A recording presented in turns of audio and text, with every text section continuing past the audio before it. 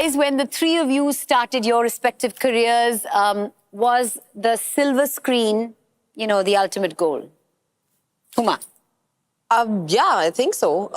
I started my career in Delhi doing theatre, both Hindi and English, with Act One, which is one of the oldest theatre groups in the country. For us, even then, I think because theatre didn't pay as much, the thing always was that to do enough plays and get another like acting experience to take that plunge and to move from Delhi to Bombay and to try and act in a movie. You know, I think that was the big idea for me, at least. Jim, you're very unconventional. I'm sure you just wanted to say, wherever I act, it doesn't matter. I want to act. No, not at all. Oh, not that? Okay. That's also true, but there were no opportunities to go into film directly, for me at least. In Atlanta is now a film town, but when I was studying there, it was not a film town at all. So the biggest opportunities, the biggest next step post-college was acting in plays and being on stage. And so I loved doing that as well.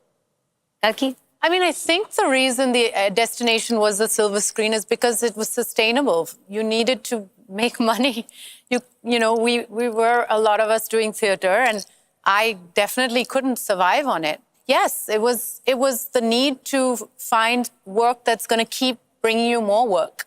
That's where the aspiration to be on the screen came from. What was your reaction or how did you feel when OTT and the digital platforms came about and suddenly things just opened up in some sense for actors? Suddenly there's a lot of work for anyone who wants to work. There's been this kind of burst of you know, streaming, online platforms and work. But I also feel it's just as hard to find a good script. It takes just as long to find one that you go, oh my God, this is really good.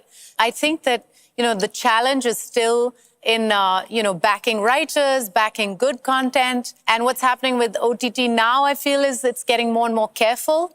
It's trying to go also into forms of some kind of formula and doing things that worked before. Yes, okay. But just to add to what Kalki is saying, I feel like, but compared to when we were doing the transition from theatre to film to whatever, I just feel like today actors have so many more opportunities, right? At that point in time, it was ads or films, right? There was not like you couldn't, like today I feel like there's so many shows. There was television. Of course, there was television as well. But I mean, today there's also streamers have added such a huge dimension to this, and like, you know, content creators of all sorts are springing up every day. So I feel like just the kind of opportunities you have today, and also so much self-reliance. Today, I can just have a camera and have my own YouTube channel and people are monetizing it.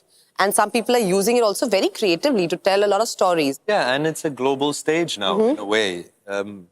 Even theatrical films find their way to a streaming platform and can be enjoyed in countries that the release hasn't happened there. So that's what heartens me the most about the streaming revolution in general, is that it allows us to experience different cultures and hyper-local stories from particular places. David Byrne is a musician, and he said that if you fall in love with the music of a place, there's no way you can hate that place. There's no way you can then not be interested in the people of that place. And I feel it's similar with storytelling and shows in general. If you fall in love with a certain country's cinema or their streaming option series, then you want more and you want to know more. You want to know more.